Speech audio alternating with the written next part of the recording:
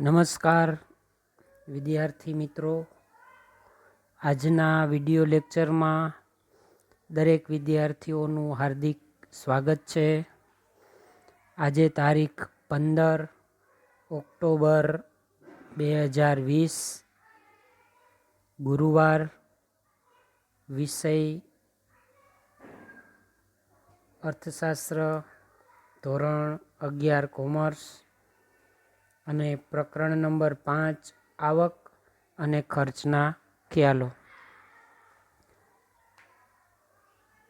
મિત્રો, ગયા લેક્ચરની અંદર આપણે અસ્થિર ખર્ચનો અર્થ અને એ અસ્થિર ખર્ચ છે એ આકૃતિ દ્વારા અને એનું જે કોષ્ટક છે એના દ્વારા પૂરેપૂરી સમજૂતી મેળવી હતી.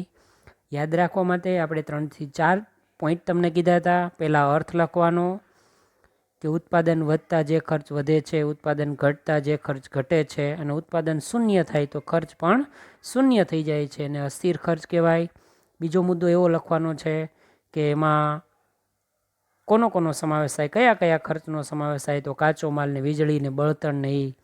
પછી એ ખર્ચને મુખ્ય ખર્ચ કહેવાય, અસ્થાયી ખર્ચ કહેવાય. પછી કોષ્ટક અને આકૃતિ દ્વારા એની સમજૂતી આપણે મેળવી હતી. એ પ્રશ્ન મિત્રો 5 માર્કમાં પૂછાય એવો હતો પ્રશ્ન.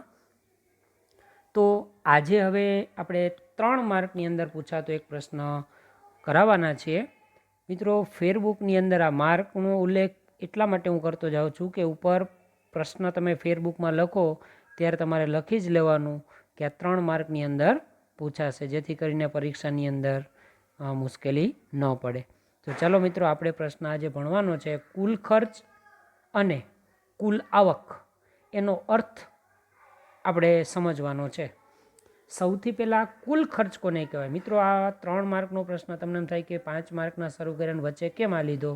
તો આપણે જે ખર્ચ ભણ્યા હોય, બરાબર, મોટો પ્રશ્ન, અને એની અંદર આવતો નાનો પ્રશ્ન તરત લેવાઈ જાય એટલે તમને વ્યવસ્થિત સમજાઈ જાય. બરાબર.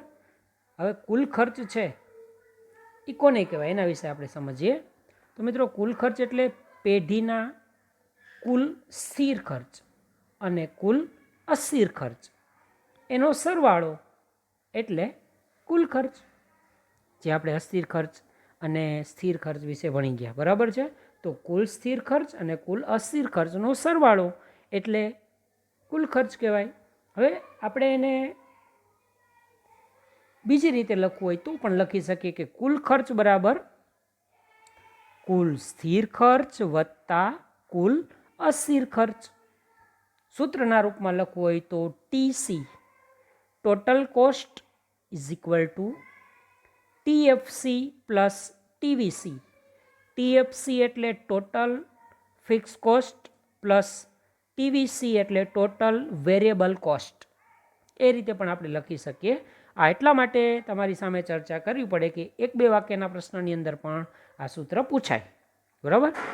કુલ ઉત્પાદન અને કુલ ખર્ચ વચ્ચે કાર્યકારણનો સંબંધ છે. મિત્રો, ખાસ યાદ રાખજો. તમને એમ થાય કે કાર્યકારણનો સંબંધ એટલે શું?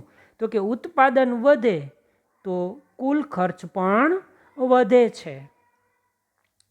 ઉત્પાદન વધતા માત્ર અસ્થિર ખર્ચમાં વધારો થાય છે. જો મિત્રો, સ્થિર ખર્ચ તો સ્થિર જ રહેવાનો છે, પણ ઉત્પાદન વધારવું હોય તો કાચો માલ ને વીજળી ને બધું વધારે જોશે, એટલે ફક્ત અસ્થિર ખર્ચ જ વધશે અને અસ્થિર ખર્ચ વધશે. બરાબર. તો કુલ ખર્ચ અસ્થિર ખર્ચના વધારાના પ્રમાણમાં વધે છે. જો સમજો મિત્રો, એક તમને ઉદાહરણ આપીને સમજાવું કે ઉદાહરણ બરાબર યાદ રાખજો એટલે આ 2 લાઈન બરાબર સમજાઈ જાય. માનો કે ઉત્પાદન આપણે વધારવું છે, 10 એકમમાંથી ઉત્પાદન આપણે વધારીને 20 એકમ કરવું હોય તો 10માં જે કંઈ સ્થિર ખર્ચ થયો હોય કે 100 રૂપિયા અને અસ્થિર ખર્ચ થયો હોય 50 રૂપિયા, બરાબર. તો કુલ ખર્ચ કેટલો થયો? તો કે 150 રૂપિયા થાય. હવે આપણે ઉત્પાદન વધારવું છે. ઉત્પાદન વધારીને કેટલું કરવું છે? 20 કરવું છે. તો 100 છે સ્થિર ખર્ચ તો 100 જ રહેવાનો છે, ફક્ત અસ્થિર ખર્ચ વધશે. અસ્થિર ખર્ચ કેટલો વધારવો પડશે? તો કે 10માં 50 થતું હોય તો 20માં બીજા 50 થશે એટલે 100 થશે. તો કુલ ખર્ચ કેટલું થયું? તો કે 200. પણ વધ્યું કેટલું? તો કે અસ્થિર ખર્ચ જેટલો વધે એટલો જ કુલ ખર્ચમાં વધારો થશે. હવે ખ્યાલ આવી ગયો હશે મિત્રો, બરાબર.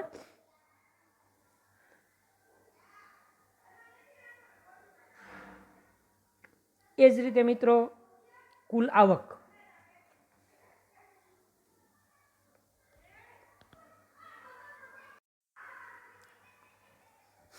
જેવી રીતે મિત્રો આપણે કુલ ખર્ચ ભણ્યા એમાં આપણે કુલ આવક ભણીએ. એમાં પેઢી તેના વેચાણમાંથી જે આવક મેળવે છે તેને પેઢીની કુલ આવક તરીકે ઓળખવામાં આવે છે. કારણ કે પેઢી જે કંઈ ઉત્પાદન કરે છે એમાંથી જે વેચાણ કરે છે ને વેચાણ કરશે તો એને આવક મળશે, અને એ આવકને આપણે કહીશું પેઢીની કુલ આવક. બરાબર છે. પેઢીની કુલ આવકનો આધાર શેની ઉપર હોય છે મિત્રો? એકમ દીઠ તમે કેટલી કિંમત રાખો છો એક એકમની એના ઉપર છે, અને બીજો આધાર છે કે તમે કેટલું વેચાણ કરો છો એના ઉપર. એટલે કિંમત અને વેચાણ ઉપર આધાર છે. એક બે વાક્યના પ્રશ્નમાં પૂછાય, એમસીક્યુમાં પૂછાય તો આવડવું જોઈએ તમને કે પેઢીની કુલ આવકનો આધાર કિંમત અને વેચાણ ઉપર છે. તેથી આપણે લખી શકીએ કે કુલ આવક બરાબર તો કે વેચાણના એકમો ગુણ્યા એકમ દીઠ કિંમત. બરાબર. સૂત્રના રૂપમાં લખવું હોય તો TR ઇક્વલ ટુ Q અને એના ગુણાકારમાં આપણે લખવું હોય P પ્રાઇસ. બરાબર છે. એનો અર્થ વેચાણના એકમો ગુણ્યા એકમ દીઠ કિંમત એટલે આપણને ટોટલ રેવન્યુ મળી જાય. જો વેચાણના એકમો વધે કે ઘટે, અથવા જો મિત્રો બરાબર યાદ રાખજો, આવક ક્યારે બદલાય છે એ હું સમજાવવા જઈ રહ્યો છું તમને. આવકમાં ફેરફાર ક્યારે થાય તો કે કા વેચાણના એકમો વધે કા ઘટે, થોડુંક વેચાણ થાય અથવા વધુ વેચાણ થાય, અને કા કિંમતમાં વધઘટ થાય. બરાબર. અથવા બેમાં ફેરફાર થાય તો કુલ આવક છે એ બદલાય છે. તો આ થઈ કુલ આવક. હવે જે હું તમને એક પ્રશ્ન હજી એક આપણે કરી લઈએ, એ પ્રશ્ન તમને 2 માર્કમાં પૂછાશે, અને એ પ્રશ્ન આપણે અર્થમાં તો સમજ્યા હતા. બરાબર. હવે આપણે પ્રશ્નના રૂપમાં સમજવાનું કે સમયનો લાંબો ગાળો એટલે શું. તો બરાબર સમજો મિત્રો. લાંબો ગાળો એટલે સમજી લેવાનું કે બધા ખર્ચા અસ્થિર જ બની જાય છે, કાંઈ સ્થિર જેવું રહેતું જ નથી. બરાબર. સમયનો લાંબો ગાળો એટલે એવો ગાળો કે જે દરમિયાન પેઢીના બધા સાધનો અસ્થિર હોય છે, એટલે કે એવા સાધનોમાં આપણે ફેરફાર કરી શકીએ છીએ. સમયના લાંબા ગાળામાં પ્લાન્ટ, યંત્ર સામગ્રી, કારખાનાનું મકાન બધાય, બરાબર, આ બધા સ્થિર ખર્ચ છે. અને અસ્થિર સાધનો છે, આ બધામાં વધારો ઘટાડો આપણે કરી શકીએ છીએ. કારણ કે લાંબો ગાળો છે એટલે બધી બાબતોમાં આપણે પરિવર્તન કરી શકીએ છીએ. લાંબા ગાળે નવી અને આધુનિક યંત્ર સામગ્રી કે ટેકનોલોજી દ્વારા ઉત્પાદનમાં એકમનું જે કદ છે એ પણ આપણે વિસ્તારી શકીએ છીએ. એટલે પેઢી છે એ આપણે એનો વિસ્તાર કરી શકીએ. એટલે કે ઉત્પાદન વધારવા માટે ટેકનોલોજી નવી લઈ આવીએ, યંત્ર એવું નવું લઈ આવીએ આધુનિક, અને આપણું જે ઉત્પાદનનું જે એકમ છે, આપણી પેઢી છે એ મોટી બને, વિસ્તરે, એવો પણ પ્રયત્ન આપણે લાંબા ગાળે કરી શકીએ. બરાબર છે. તો આ થયો પ્રશ્ન આપણો સમયનો લાંબો ગાળો. તમારે હોમવર્કની અંદર પ્રશ્ન કરવાનો છે, આપણે આની પહેલાં 3 માર્કનો સમજાયો હોય, કુલ ખર્ચ અને કુલ આવકનો અર્થ આપો. આ પ્રશ્ન તમારે એક હોમવર્કમાં કરવાનો છે. અસ્તુ.